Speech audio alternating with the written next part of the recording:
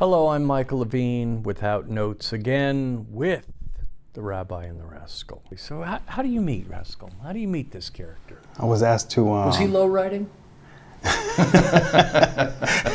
He was three-wheeling at the corner in Beverly what? Hills. Three-wheeling in Beverly Hills. Yes. By the way, I think I recall that. Yeah. A friend asked me to go out to dinner with them, and I was introduced to Asher. What basis were you supposed to have dinner to? You want to talk about the Dodgers? What?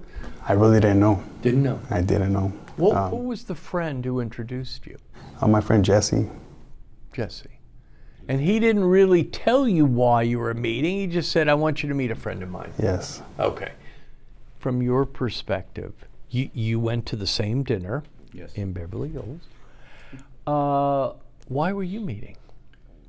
So I had asked, it's a great question. No, actually it wasn't Jesse, it was actually Sang. Sang was my barber, and he was a recovering gang member. The barber. The barber.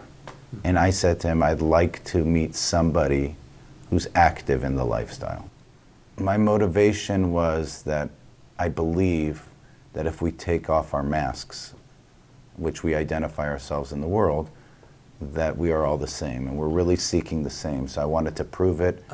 So you started not with so much with the curiosity of meeting this person with a very unusual life, different, but you had a hypothesis. Yes. About humans and masks, and you were trying to meet to see if the hypothesis could be maybe advanced or proven. Yes. Mm-hmm.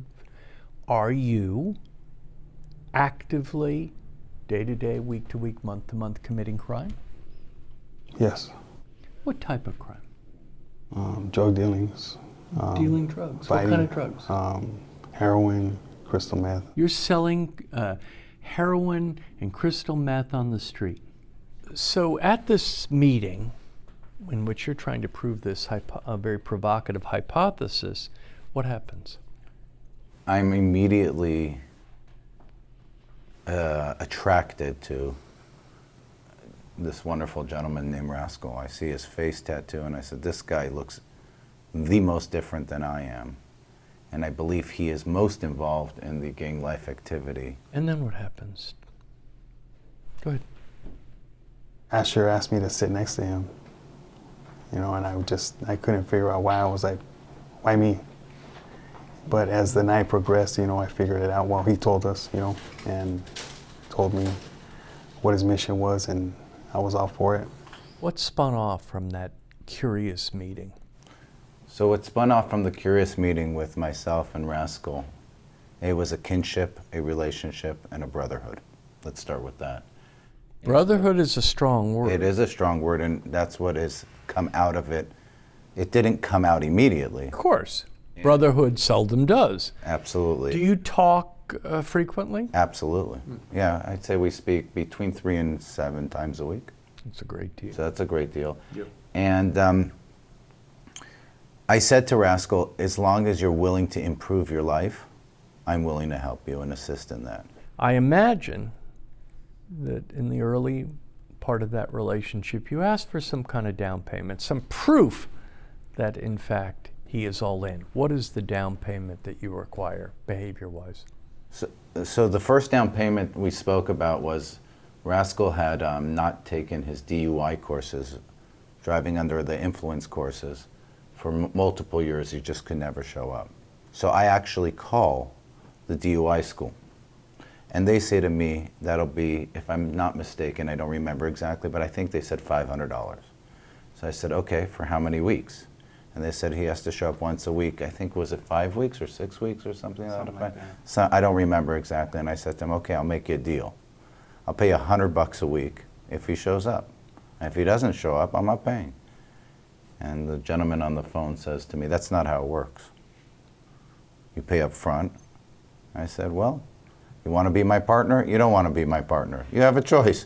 I'm not paying $500. He's got to prove to me he's going to show up. I don't know this guy from a beanpole. This is his down payment to me, as you call it. I didn't call it a down payment. Yeah, I understand. And so the guy agreed, reluctantly.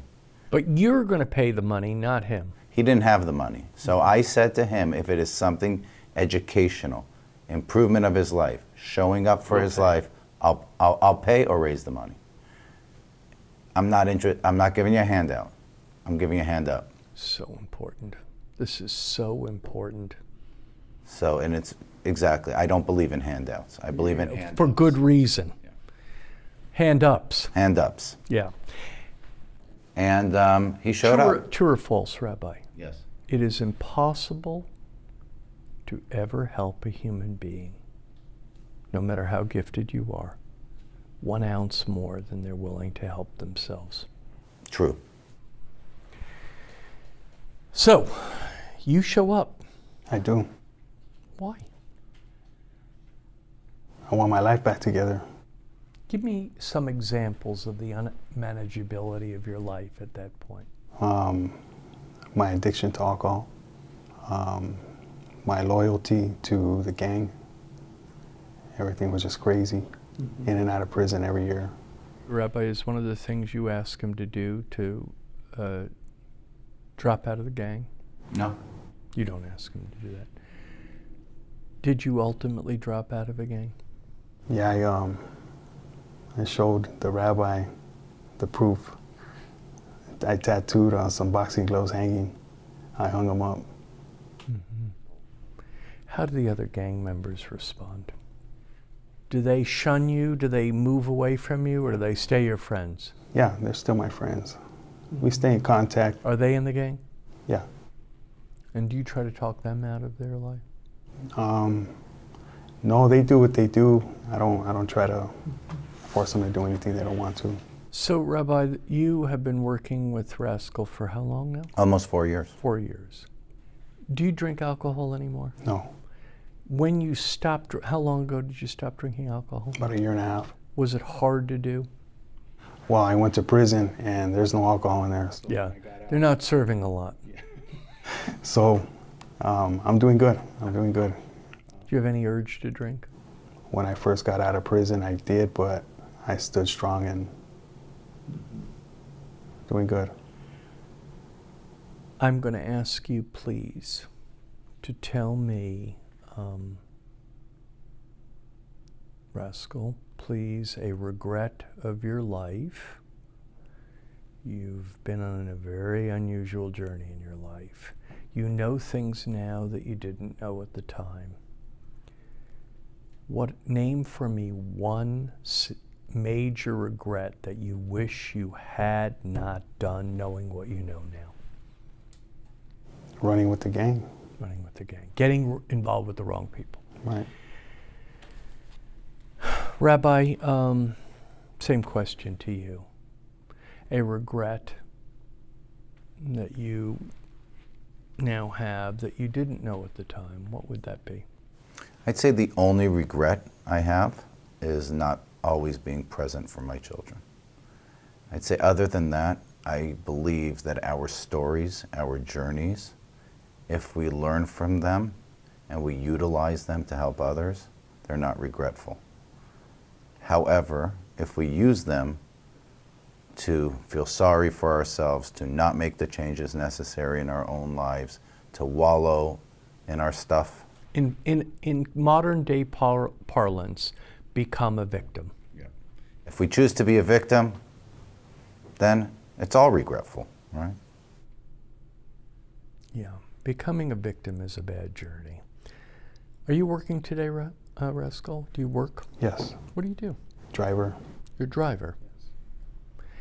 This, quote, normal life that you're involved in now, is it a better life than the one you knew, or? Definitely. Definitely is. Well, gentlemen, to say this was an unusual journey, conversational journey, is maybe somewhat understated, but I'm really honored that you were here. Without Notes and the audience that watches it throughout the world has benefited greatly by your transparency, your authenticity, and your vulnerability. Thank you both, gentlemen. Thank you, and good luck on your journey. Thank you for having us.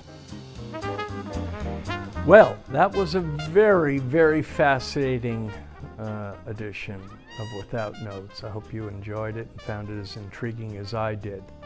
If you did, would you be willing, for your homework, to like us on Facebook and subscribe to us on YouTube? I think you'll find the ongoing series of Without Notes broadcasts not only interesting and educational and provocative, but also lastingly meaningful. At least I hope so.